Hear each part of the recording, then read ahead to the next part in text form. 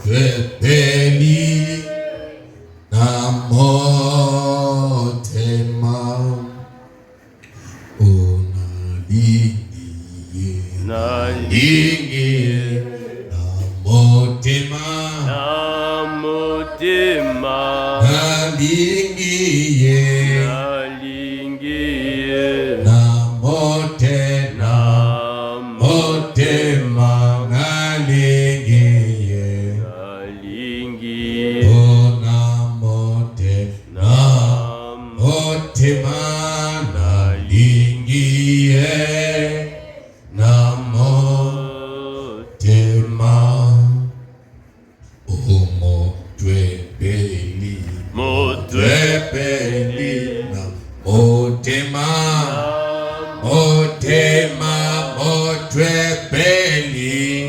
twebeli ona motema twebeli beli na motema twebeli na motema.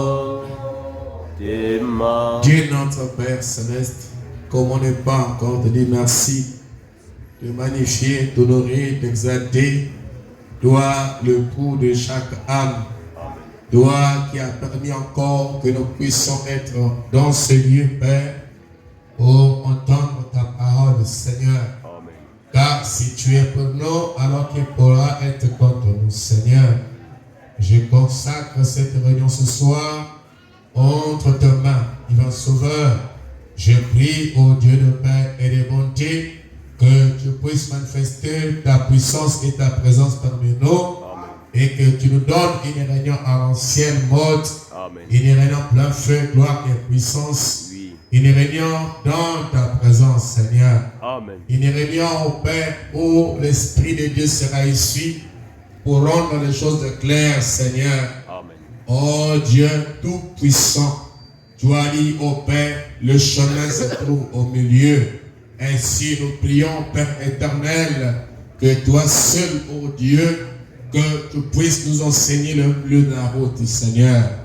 Seigneur, entre tes mains, je consacre cet enseignement ce soir, ainsi que chaque personne qui est ici, ou qui est encore en route, il est écrit, Père divin Sauveur, le pas de Jésus sont orné par toi, alors d'être simplement ordonné, Seigneur de gloire, les pas des enfants, Père. Que cela soit ainsi, au nom de Jésus-Christ. Amen. Amen.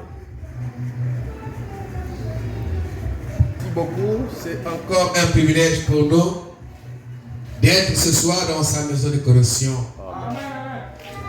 Pour le respect de ce grand programme que nous avons de mercredi, vendredi, samedi et enfin dimanche matin soir. Nous sommes très très heureux d'être ici. Amen. Pour encore entendre l'enseignement de la parole. Parce que frère Bana me dit, la prédication culpabilise, mais il dit que l'enseignement va plus loin et positionne. Parce que ça va plus loin et le fait que ça va plus loin, ça positionne les âmes dans une position.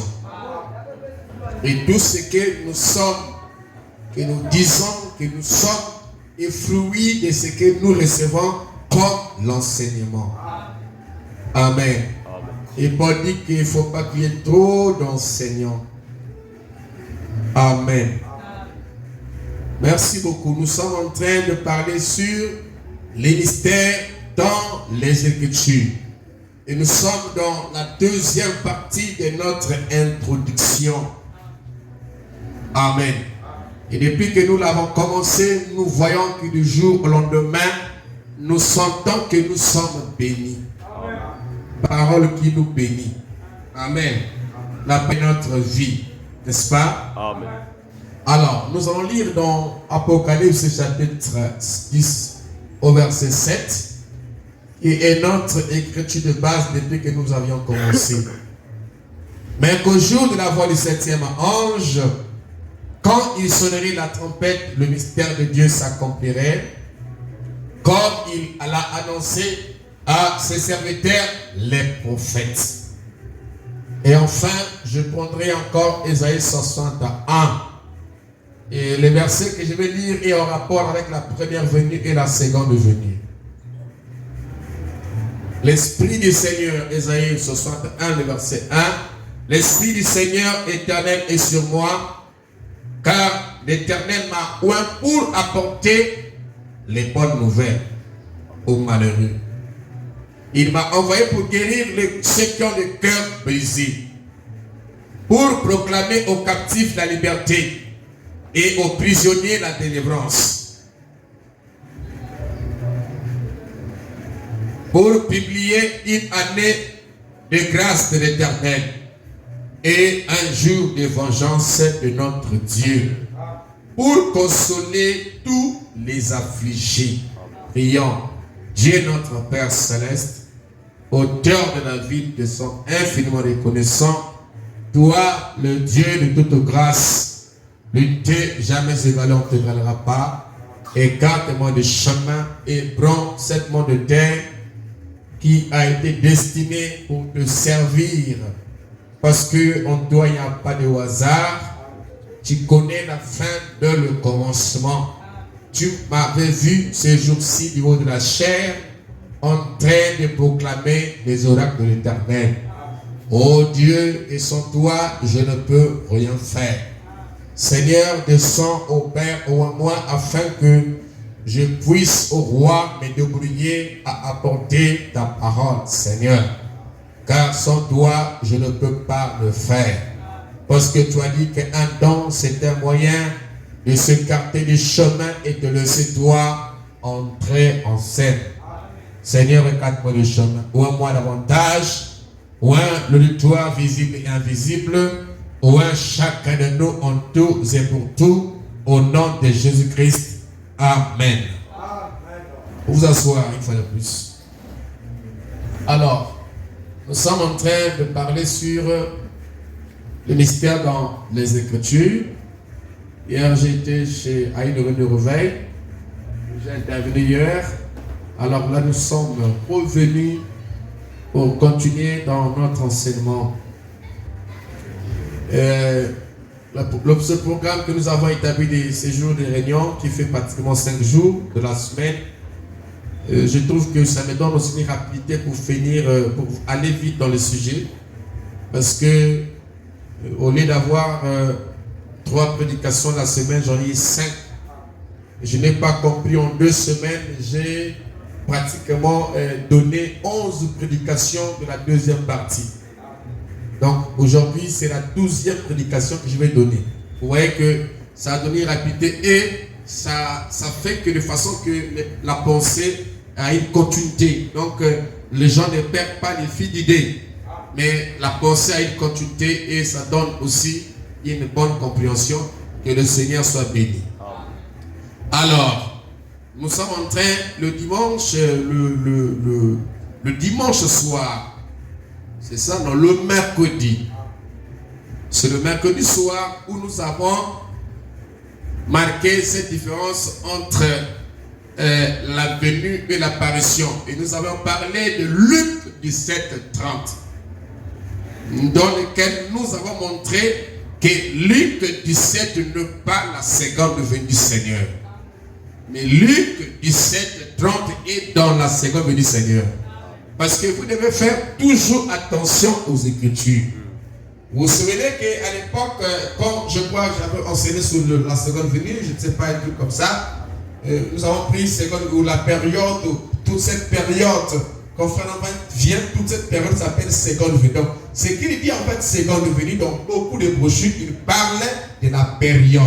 Parce que dans Ésaïe 61, la première partie, toute cette période fut appelée première venue. Mais dans lesquelles il y avait des événements ou la succession des événements.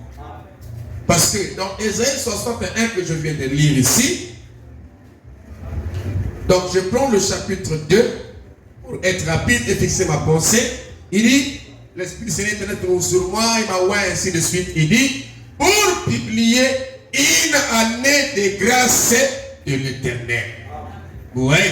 Donc, cette partie fut appelée la première venue. Donc, vous allez voir qu'ici, il y a même Siméon, il y a même Jean-Baptiste, tout le monde sont à l'intérieur. Mais, oui, pourtant, quand nous lisons ici, on ne le voit pas. Mais ils sont là parce que c'est une partie qui parlait de la première venue.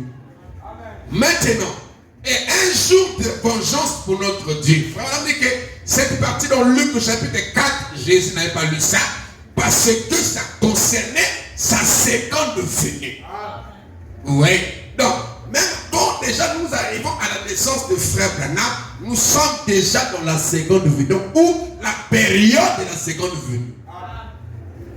Vous comprenez ça? Je ne vais pas revenir ici pour lire les citations parce qu'on avait lu ça la fois dernière. Vous vous souvenez de ça, non? Nous avons pris une séquence, frère Branham dit depuis 52 que nous sommes au temps de la seconde venue du Seigneur. Voilà. Donc c'est une période. Maintenant, dans cette période, il y a des séquences et des événements. Maintenant, nous avons montré que Luc 17 et 30, ce n'est pas la seconde venue. Mais tout ça se trouve dans la période de la seconde venue. Donc, ou dans les événements de la seconde venue. Même nous sommes dans la seconde venue. Parce que la seconde venue est une partie. Une partie d'Ésaïe 61. Comme la première venue était une partie du même chapitre. Maintenant, nous avons montré par les Écritures que Luc 17, 30, où Dieu tournant le dos à Abraham ou à Sarah qui est dans la tente, discernant les pensées, ce n'était pas la seconde venue. Amen. Et nous avons montré ceci. Je suis en train de faire encore la rétrospection. Comme je n'ai pas d'interprète, je vais peut-être essayer un peu d'aller un peu. Ça sera d'aller un peu vite parce que je ne serai pas freiné par autant l'interprète. Alors, cette première partie, comme je l'ai dit, donc, quand Abraham a été appelé par Dieu, depuis le début là-bas, Dieu lui donne la promesse du Fils. C'est ce que nous avons vu le mercredi. Il lui dit que je te donnerai un fils. Et ce fils-là va se multiplier, n'est-ce pas? Tu auras un peuple à travers de ce fils-là. Et quand Dieu est en train de promettre à Abraham, il était encore au début de son appel. Et frère Branham me dit ceci, que Abraham a symbolisé ce que serait l'Église. Donc toute sa démarche. Donc Abraham dans ce tout début reçoit la promesse du Fils. Il dit que tu auras un enfant. Et cette promesse du Fils était la promesse du Fils de Dieu que nous attendons nous. Et cette promesse du retour de Jésus, qui n'est autre que Isaac, a bel et bien aussi été promis depuis le début du christianisme. Où frère Branham dit que Jésus, lors de sa première venue, a plus parlé de sa seconde venue que de sa première venue. Donc, depuis le début, Jésus promet qu'il reviendra. Amen. C'est comme si j'ai trop serré la cravate là. Amen. Il promet qu'il reviendra. Donc, depuis le début, et nous avons vu que c'est la même chose qui se passe avec le christianisme. Donc, depuis le début, Jésus a promis qu'il reviendra. Là, il est question de notre Isaac. Maintenant, la période où Dieu promet à Abraham qu'il aura un fils, c'était pour nous 50 venir. Cette période-là, Abraham ne reçoit pas d'abord le fils. Mais, c'est comme si c'était le noté de Abraham ne reçoit pas d'abord le fils, mais il a en lui une foi qui n'est pas qui fut placée par la promesse, par la révélation, qu'il aura un fils. Et Abraham, avant qu'il reçoive ce fils qui fut promis depuis le début, devait d'abord passer par la séquence de Luc 18, ou plutôt de Genèse 18, qui consistait de recevoir la visitation d'Élohim. Et quand Élohim vient visiter Abraham, il lui dit que Sarah deviendra enceinte. Nous l'avons vu, que Sarah arrive. Et Abraham a été son expiation. Et après cela,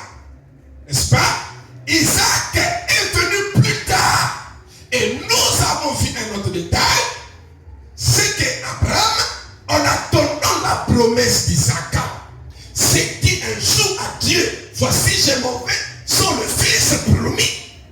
Est-ce que c'est Élisée de Damas? Alléluia. Qui va être héritier ou d'autres termes par qui la chose va s'accomplir? Dieu lui dit non, ce n'est pas Élisée de Damas. C'est-à-dire que Isaac viendra. Élisée de Damas est là, mais Isaac viendra. Là, nous avons essayé d'arrêter la pensée qui dit que la seconde venue s'accomplit par frère Branham. Ou que Jésus est venu dans sa chair physique, et donc la chair là c'est frère Branham. Nous avons essayé d'arrêter ça. C'est la même pensée qu'avait Abraham.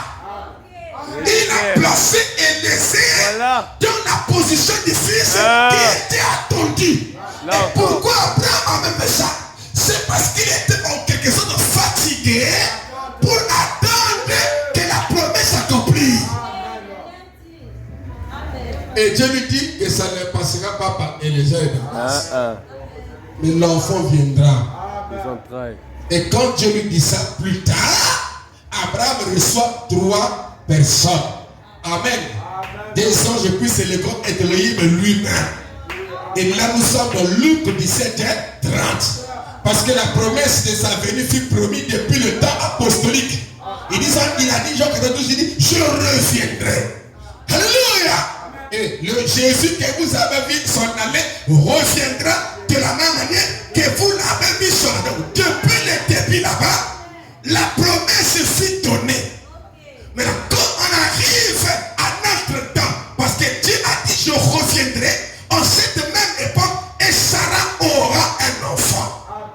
Et nous avons défini cette même époque, je voulais dire le temps de Sodome.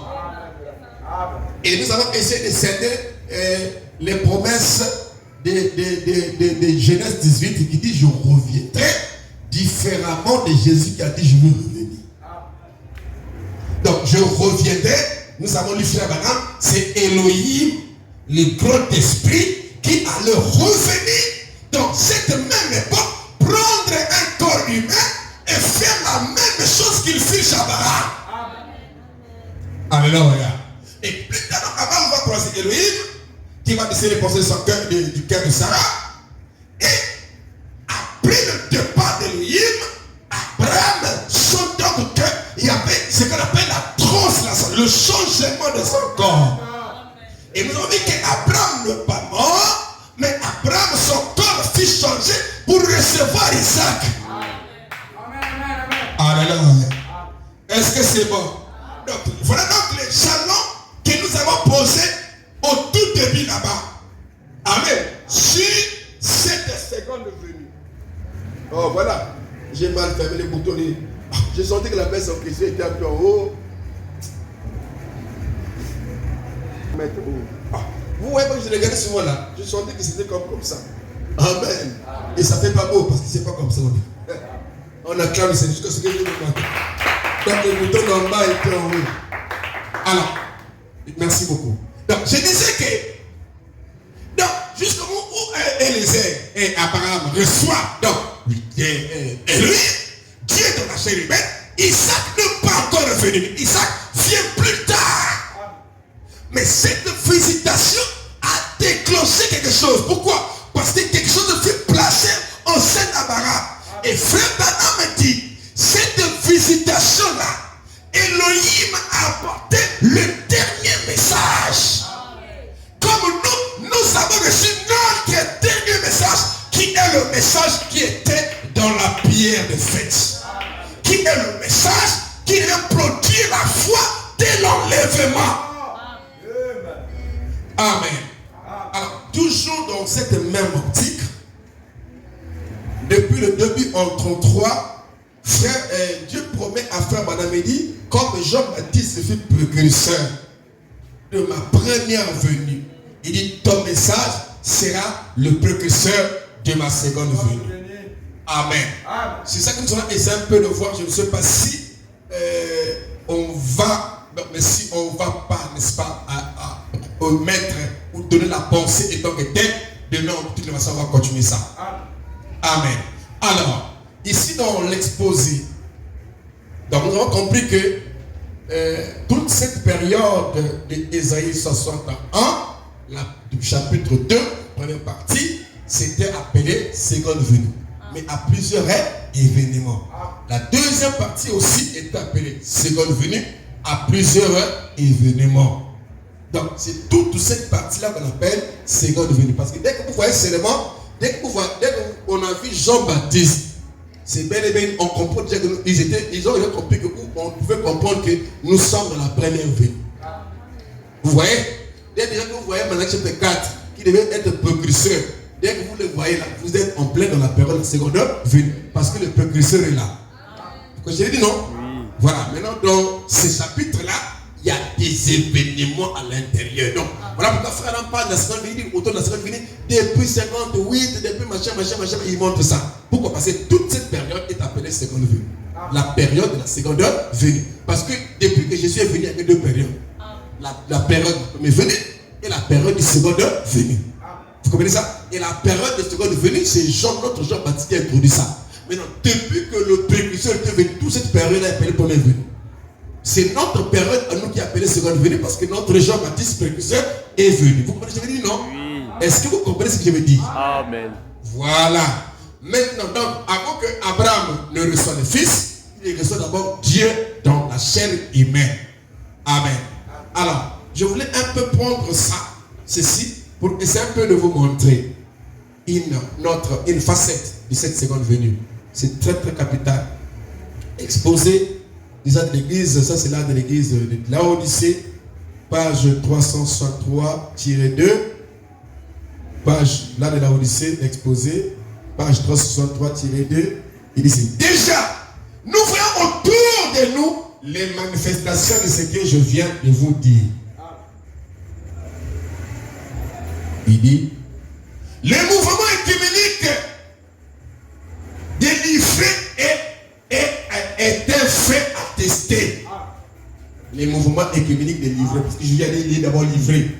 Amen. Il dit, mais il y a aussi un autre fait, c'est que le prophète du dernier âge doit apporter un message de Dieu. Un message qui préparera la seconde venue du Seigneur. Donc il devait avoir un message qui devait préparer la seconde venue du Seigneur. Amen. Et ce message devait être apporté par un prophète. Car c'est son message qui ramènera le cœur des enfants au Père du jour de la Pentecôte. Et la restauration de la parole sera accompagnée du rétablissement de la puissance. Donc, il devait avoir un prophète qui devait apporter un message comme étant le message précurseur de sa seconde venue. Est-ce que quelqu'un m'entend? Amen. Donc, c'est ce message qui devait être précurseur de la seconde venue du Seigneur devait être apporté par Frère Branham, par un prophète, par notre Jean-Baptiste. Amen. Amen. Maintenant écoutez, je prends les aides du colonne rapidement. Sous les aides du colonne, prêchez le 18, 11 65 rapidement, le paragraphe 108, il dit, Jean leva la tête. Or, connaît-il le prophète? Voici la parole. Ça c'est la présentation de Jésus ou des gens qui présentent Jésus dans le zoo quand Jésus est venu. Amen. Écoutez. Or, Jean leva la tête. Or, connaît-il le prophète? Et voici la parole. Voici que vient la parole. S'avançant tout droit vers le prophète. Directement dans l'eau. Jean dit, voici l'agneau de Dieu qui ôte le péché du mort. Amen. Or, Frère Branham devait faire la même présentation. Vous comprenez ça? Mais remarquez les choses. Ici, quand Jésus est présenté par Jean, il est dans sa chair humaine. Il est dans un corps physique. Alléluia. Vous comprenez ça? Et c'est dans cette... Il vient dans le zoo du baptême pour être baptisé, ça veut dire pour être lavé. Parce que le sacrifice ne pouvait pas être offert avant d'être lavé. Donc, les eaux, en train de baptiser, quand la parole est venue à lui. Et c'est lorsque l'on dit dans la Bible que la parole vient au prophète. Est-ce que quelqu'un m'entend? Amen. Alléluia. C'est comme ça que Jean va donc présenter Jésus à la foule comme étant la parole qui est venue à lui. Mais là, Jésus est dans un corps physique. Amen. Mais pourtant, il est dit que c'est Jésus qui a été enlevé du milieu de vous, vous reviendra de la même manière que vous l'avez vu s'en aller. Et frère Branham dit que revenir de la même manière, c'est revenir dans son corps physique. Alors, maintenant, on dit que frère Branham serait précurseur. Il va nous présenter Jésus comme jamais. Finalement, Jésus là qui va nous présenter aura quelle forme? Vous comprenez ça? Puisque la chair de Jésus ne touchera jamais la terre. Alléluia. Il n'y a pas une promesse qui dit que Jésus reviendra ici sur la terre physiquement. En dehors de l'île de ton il va s'incarner dans une chair d'ombrelle pour discerner les pensées du cœur. Mais la seconde venue, il accomplit ça dans son propre corps. Comme la première venue fut accomplie par son propre corps, la seconde venue ne sera pas différente. Il l'accomplira dans son propre corps. D'ailleurs, ce qui fait même le sens de la seconde venue, c'est cette chair-là. Parce que toutefois, Jésus vient toujours. Et ton esprit. Mais c'est jamais appelé seconde venue. Mais pourtant, tout le temps, il vient. Alléluia. Même le jour de la Pentecôte, Jésus était venu.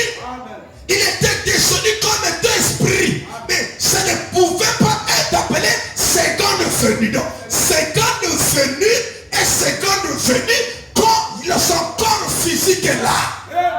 Amen, amen. Comme seulement première venue était première venue en rapport avec son corps. Parce que toutefois, à la montagne de Sinaï, il était venu. Avec Ézéchiel, il était là. Donc tout le temps, vous comprenez ce que je veux dire, non? Mais quand Jésus est venu dans sa chair physique, c'est ça qui fut appelé seconde venue. Donc la deuxième venue, donc le retour du Seigneur, ce ne serait pas l'esprit. Parce que l'esprit a toujours été là. Alléluia! Ce n'est pas ça. Mais nous savons que Jésus reviendra dans son corps de chair. Maintenant, comment c'est que William Branham devait donc nous présenter? Ou dans quelle forme? Parce que Jean-Baptiste présente la parole qui vient à lui. Vous comprenez ça? Amen. Mais bien que là, elle est physique, on le voit, c'est comme ça que Jean-Baptiste le présente. Donc, frère Branham, si Jean-Baptiste a présenté la parole qui était la parole promise, mais bien qui était là dans la chair, frère Branham devait nous présenter la même chose, la parole. Vous comprenez ça? Qui devait venir? Amen. Suivez-moi très bien. Écoutez. Souvenez-vous que dans la pensée, nous sommes en train de parler, en fait, l'apparition et la venue. L'apparition et la venue. Luc 7:30 et la venue d'Isaac. Ayez ça en tête. Merci beaucoup. On acclame le Seigneur. Jean dit, voici l'ami de Dieu qui ôte les péchés du monde. Vous le voici, c'est lui. Jésus n'a pas dit un seul mot. Il s'avança tout droit dans l'eau. Je peux voir. Il dit, debout dans cette eau. Imaginez la scène. Des plus grands êtres à avoir jamais visité la terre, Dieu et son prophète étaient dans les eaux. Avec Jean-Baptiste et Jésus. Maintenant écoutez, dans l'exposé, toujours là de la Odyssée, 325-1, il dit ceci, exposé là de l'église de la Odyssée, 325-1. Souvenez-vous que j'avais défendu les gens dehors. Hein? Souvenez-vous de ça. Amen. Amen. Ceux qui viennent pour se distraire, ils peuvent rester à la maison. Amen. Ici, Amen. on va pour écouter la parole. Amen. Jésus a destiné Jean-Baptiste comme Élie. Matthieu 17:12. Vous, je vous dis qu'Élie est déjà venu, qu'ils ne l'ont pas reconnu et qu'ils l'ont traité comme ils l'ont voulu. La raison pour laquelle il a destiné Jean comme Élie,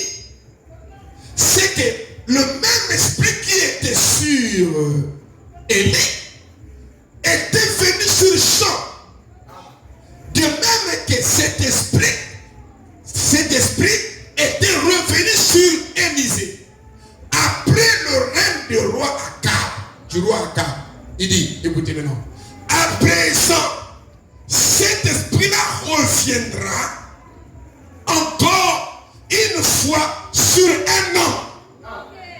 Écoutez, l'esprit d'Élie viendra une fois sur un homme. C'est le même esprit qui dit Jean-Baptiste. Il dit, juste avant la venue de Jésus. Donc, juste avant la venue de Jésus, l'esprit d'Élie devait revenir sur un homme. Il sera un prophète. Écoutez, Dieu le confirmera comme tel. Dieu le confirmera comme tel. Comme Jésus lui-même, dans la chair, ne sera pas là pour le confirmer. Hein? Parce que Jean-Baptiste, c'est Jésus qui l'avait confirmé. Qu'est-ce que vous allez voir avec tout ça? Je vous dis plus qu'un prophète. Ouais. Il dit que Jésus ne sera pas là pour le confirmer. Donc, Élie de Malachie chapitre 4, c'est un prophète. Mais il viendra, il dit que Jésus ne sera pas là pour le confirmer. Ok? Retenez ça en tête. Ne sera pas là pour le confirmer. Comme il a fait pour Jean. Ouais, donc ici, il est en train de faire le parallélisme entre Jean et Élie de Malachie 4. Entre le premier précurseur et le second précurseur.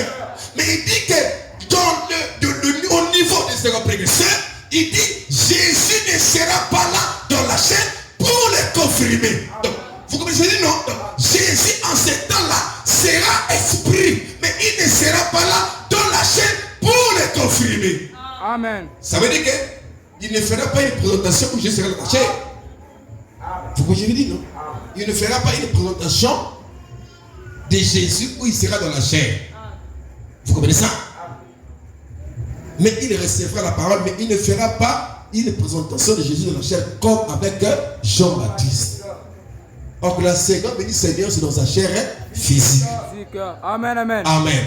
Il dit, comme l'a fait Jean-Baptiste, il dit, c'est le Saint-Esprit qui le fera. Donc le Saint-Esprit le confirmera. En sorte que le ministère de ce prophète sera accompagné de manifestations puissantes et merveilleuses. Amen. Donc, vous voyez que Jean-Baptiste, quand il est venu, il n'a fait aucun miracle. Et c'est Jésus qui le confirme. Mais quand celui-ci vient, William Branham, alléluia, il fait le miracle par l'esprit pour confirmer qu'il a reçu la parole qui est Christ. Et vous voyez que la confirmation que c'est lui le précurseur sera au travers de miracles. Mais Jean-Baptiste n'a fait aucun miracle. Donc, c'était pour Jésus à le confirmer étant que tel. Mais celui-ci, c'est le miracle de l'esprit qui le confirmera. Mais Jésus ne sera pas là dans la chair. Vous comprenez ce que je dis, non?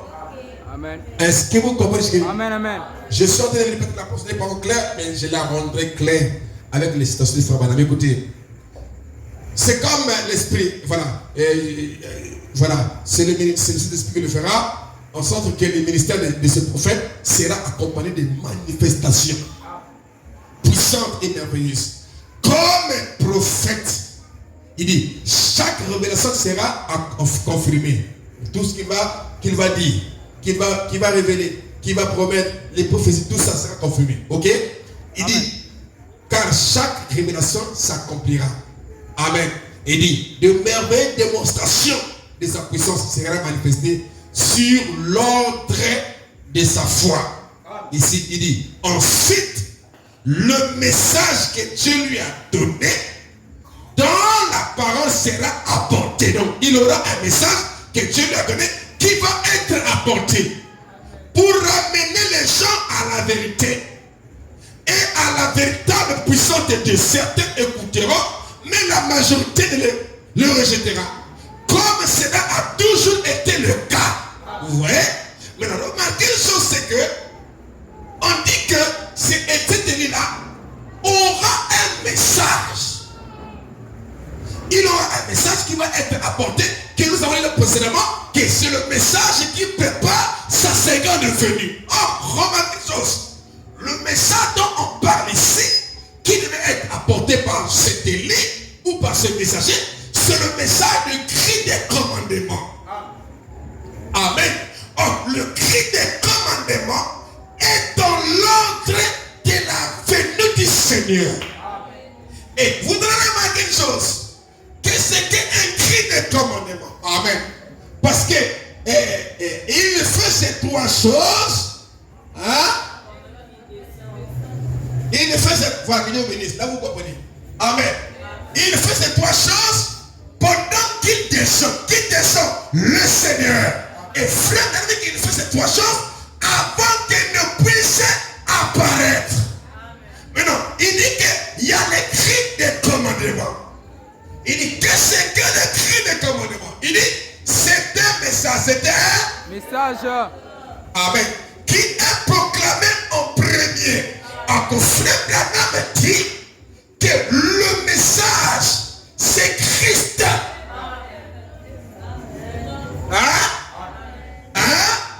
Donc, ce que frère Branham reçoit comme étant le message sous la forme du cri de commandement, comme étant le cri de commandement, c'est le message, vous comprenez, qui prépare l'épouse pour l'enlèvement. On vit dès l'enlèvement. Oh, le message, c'est Christ, c'est Christ. C'est Christ. Oh, remarquez une chose. Donc, quand la Bible dit, ou quand on dit qu'il fait ces trois choses pendant qu'il descend, ce qu'il fait là, c'est lui-même. C'est-à-dire qu'il vient d'abord sous forme de la parole. Hein? Regardez. Attendez, je vais devoir lire la messe là. Donc, je disais que donc, le cri de commandement, c'est un message qui est proclamé en premier. C'est-à-dire que le pain vivant manifestant l'épouse. Donc, c'est ça qu'on appelle le cri de commandement. Donc, le cri de commandement, c'est la première chose qui se manifeste. Et ce n'est pas autre chose si ce n'est que Jésus-Christ lui-même. Donc, quand on arrive au cri de commandement, pendant qu'il fait ces trois choses, pendant qu'il descend, avant qu'il ne puisse apparaître, il y a quoi?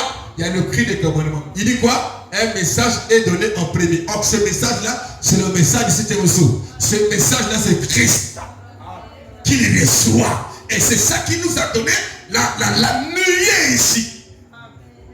Alléluia. Qui nous a donné la nuée ici, qui nous a donné la pierre de fête. C'est vraiment ça qu'il reçoit. Or, ce qu'il reçoit là, c'est Christ. Mais il n'est pas en chair. Il le reçoit comme étant la parole. Vous comprenez ça? Or, remarquez ce que je vais dire ce soir là-bas. Il faut dire que ma mission sur la terre était d'être précurseur de la parole promise. Vous comprenez ça? Donc, frère Branham n'était pas le précurseur de la chair de Jésus, mais il était le précurseur de Jésus sous forme de la parole. Vraiment, il dit que il ne sera pas là dans sa chair comme avec Jean-Baptiste. On acclame le Seigneur. Amen. Il ne sera pas dans la chair. Non, il ne sera pas dans la chair comme Jean-Baptiste. Pourquoi? Parce qu'il devait recevoir Jésus comme étant le message, comme étant la parole. Amen. Et c'est comme ça aussi que Jean-Baptiste l'a reçu dans le zoo, comme étant la parole. Et la seule différence, c'est que là-bas, il était chair. Vous comprenez ça? Est-ce que vous comprenez ça? Amen. Vous comprenez ça? Donc, la chair de Jésus devait être gardée jusqu'à la rétablissement de toutes choses. Et puis Dieu devait envoyer la chair de Jésus. Maintenant, ici, quand on parle du cri de commandement, c'est Jésus qui vient. C'est Jésus. Parce que le cri de commandement qui vient en premier, c'est le Seigneur. C'est Jésus sous forme de la parole. Mais il dit qu'il fait ces trois choses pendant qu'il descend et il apparaît après le Seigneur. Vous comprenez ça? Alors, donc, Frère Branham dit que ce qui confirme ces prophètes, il dit c'est des signes et des prodiges. Pas comme avec Jean, mais chez lui, ça sera, n'est-ce pas, les signes qui confirmera ce prophète. Dans la sémence parlée, la sémence, non, la sémence n'hérite pas avec la balle rapidement. La sémence n'hérite pas avec la balle, ceci. Mais remarquez le paragraphe 110, 101. La sémence n'hérite pas avec la balle, 65.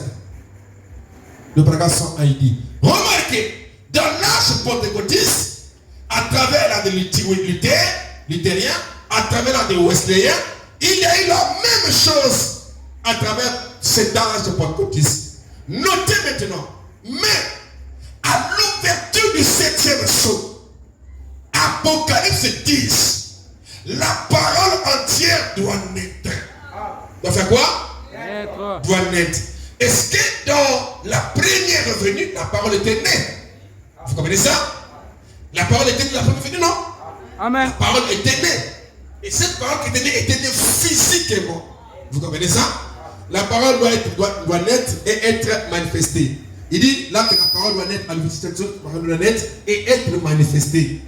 Et confirmée par l'Esprit de Dieu dans toute sa force. Et comme il a été quand il était ici sur la terre. Vous voyez que c'est la même pensée qu'il continue là-bas. Donc il reçoit la parole, Jean ne serait pas, et Jésus ne serait pas pour le confirmer. Ce sont des miracles, des signes qui confirmeront que c'est lui le précurseur. Est-ce que vous comprenez ça? Amen. Il dit comme elle a été, quand il était ici sur terre, manifesté de la même manière. Faisons le même chose. Ok? Faisons une chose. Il dit qu'elle a fait lorsqu'elle était ici sur terre. Amen. Et Hébreux 13:8 il dit que Jésus-Christ est le même hier, aujourd'hui et éternellement. On dit quoi? À l'exception de son corps physique. Amen, amen. Vous voyez, donc c'est Jésus changeant de corps. Donc ici nous sommes dans Luc 17:30. Il dit, dans Luc 17:30, Jésus a dit, dans les derniers jours, ce qui arrivera dans le Sodome arrivera de même lorsque le Fils de l'homme se révélera de nouveau. Amen.